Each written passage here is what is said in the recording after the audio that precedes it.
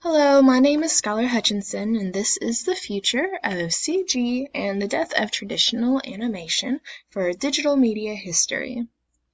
Now, the magic of animated pictures has amazed audiences all over the globe and is the essence of our childhood nostalgia. And when you think of animation, you think of Cartoon Network, you think of Disney, Pixar, these major companies that have had this impact in our lives and has created these fond memories. But what is animation? It is the practice of drawn characters with slight variances to trick the eye and creating the illusion of movement. Now, to find out what traditional animation is, we should find out where traditional animation comes from. Now, from the image below, you can see that there is a woman being drawn sitting down, but it's taking about 10 to 20 frames just to imply what she is doing. And this is what animation is. It is just showing this simple movement in the amount of 1 second. Now, animation debatedly started with the magic lantern in 1659. It was a contraption that housed 10 or so slides projected by candlelight and when rotated quickly danced on the walls. Just like the center picture, as you can see in front of you, there is a horse and it is running, and if the person rotates it quickly enough, it will imply that movement. And this is the most earliest form of animation. To the left, you will see the picture of a bird and a cage, and this is called a thaumatrope. And what happens is when it is rotated quickly, the bird enters the cage, tricking the eye. Now, I know that this can seem a little bit prehistoric, but this is where traditional animation is founded from. On the very right, you can see a flipbook which was created by John Burns Linnet. The idea is very simple, but it was entertaining at the time, and it is still used today by many artists. Now, the beginning of the 20th century marked the end of animation, which copied the techniques of the magic lantern. Soon, the cinematograph, which is shown on the right, was invented. It was the first projector for its time. And what this allowed was traditional animation to be photographed and put on the big screen. Now, this is for mostly black and white pictures. Most of them did not have sound for the time. It actually took around 20 years to develop sound. Now, the first animated picture is called Gertie the Dinosaur, and it's on the bottom left-hand corner. And what made it so special was not just that this was a drawn character, but this was a drawn character that showed personality and interacted with live action, which was very new for its time, and just shows you how quickly animation was developing.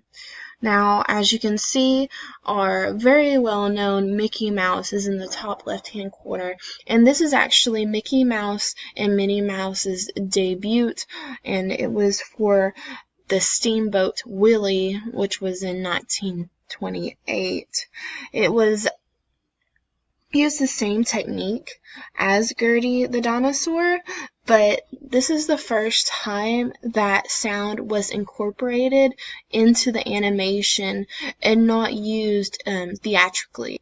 Soon, animation is evolved into cell animation, and cell animation is the art of creating 2D animation by hand on sheets of transparent plastic.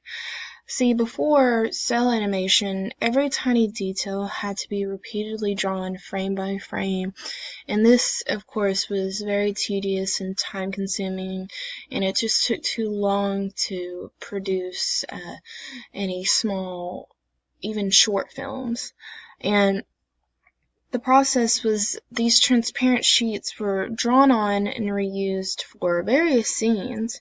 The artist would draw the characters, the foreground, midground, and background on separate cells, and the images would be overlapped on top of the paintings, which could be the backgrounds, and then photographed, and it would just expedite the animation process. And this would help animate scenes in a shorter time, but the process was still consuming, and cell sheets were very expensive. With traditional animation, it would begin, and traditional animation now is cell animation, and cell animation stays with us for a long time. Traditional animation would start out with a script, and then the artist would sketch out a storyboard, which would act as an outline for placement and timing. And it just allows for smoother transitions between frames and establishes like a direction for the entire team at the very beginning. At this point, the sketches would be taken to an inker who would make the outline on the cell sheets, and then it would be transferred to a colorist who would paint on the cell sheets using either acrylic or gouache paint. And then while this is happening, the backgrounds would be painted as well. And then all of this would be combined and taken to the photography team, and that is when the animation really begins. The backgrounds and cells are just layers that are laid out in a specific order from the storyboard design, and after it is photographed, the sequence, it produces the animation. As you can see, the picture on the very left, that plastic is the cell itself. Now, as you can see, even though that Pinocchio was drawn and outlined first, what the colorist does is they flip over the cell and paint it on the back so that it is much cleaner and you don't see any lines or even brush marks. When cells were first created, they were actually very flammable and they wouldn't hold up over time, and it would actually the cells would actually start to show discoloration and shrink and crack, and also it would, in a very short amount of time, expel toxic gases into the air. And so to improve cell sheets, they switched to cellulose acetate, and this increased longevity and took away the toxic smells, even though it did leave a bit of like a smell that was much like vinegar, but it was harmless. The first cell animation that was produced was Snow White and the Seven Dwarfs. It was the first full-length cell animation feature film. It was shot at 24 frames per minute, and from there, cell animation was used to make, as you see, Pinocchio, aspects of Fantasia, Alice in Wonderland, and Bambi.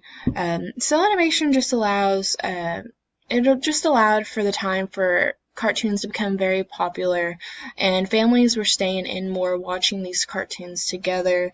And of course, as we all know, like, cartoons were not just made for children at the time. There would be small tidbits in there that are a bit more adult, and so it just really allowed families to connect. Now, the last Disney production that used cell animation was actually Oliver and Company, and The Little Mermaid made its debut using computer-aided production system, which is short for CAPS. And CAPS was designed by Disney and Pixar. Even though it was created or even used by Disney and Pixar, Pixar came up with CAPS on their own, and Disney did use it for themselves. And in the beginning, Disney was very prideful and did not want to say that Pixar had helped them animate their films, because during this time Disney felt like the big dog. This is the 1980s, and Pixar was not actually a filming animation studios yet. It was just more about research and creating the systems to be able to use animation. And from this point, Pixar starts to develop their own name, and the competition between Disney and Pixar starts. This does mark the beginning of computer animation and sadly the decline of cell animation.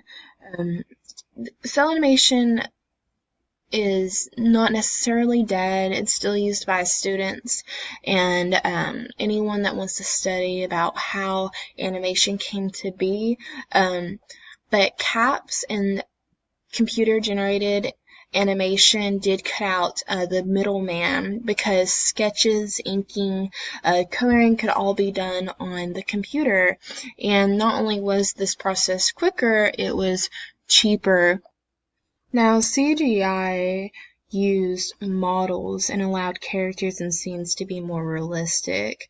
CGI helped create the works like Star Wars, Toy Story, The Polar Express, The Incredibles, Beowulf. This type of animation did help convey realistic characters and environments, but the more real something looks, the more difficult it is to animate, and sometimes it can look out of place. When CGI came onto the market, it was very noticeable how different it was from cell animation, and it did get a bit of pushback, but slowly but surely it has now been accepted and is the new wave of animation. CGI is tedious, but it does come with high rewards, and it is the future of animation, and it will continue to grow as technology advances. CGI works hand in hand with virtual reality, which is increasing in popularity and has been recently commercialized. And virtual reality is CGI, but sadly, new technology and techniques will leave animation in the past. The history of animation is beautiful, and it shows a deep love for the art and the skill needed to produce thrilling tales and stories that will stay with families for years to come. A steep learning curve that took decades to master should not be thrown on the shelf, but studied and respected. A simple flipbook can lead to cinematography and created cell animation, invented safer plastics, and inspired computer-generated animation. CGI is just as creative and visually appealing as traditional animation and shouldn't be looked at as a villain to the decline of cell animation. History does repeat itself, so who knows what the future is and what it may have in store for new applications for animation. And hand-drawn animation is still alive and practiced by many artists, even myself, in the 21st century. I mean, as the world embraces CGI and the future of virtual reality is ever more apparent, one should study about how we arrived here in the first place. And as we advance towards the future of digital animation and visual effects, we should just learn to love art in itself because we're all just trying to tell a story. My name is Skylar Hutchinson, and thank you very much for listening to me.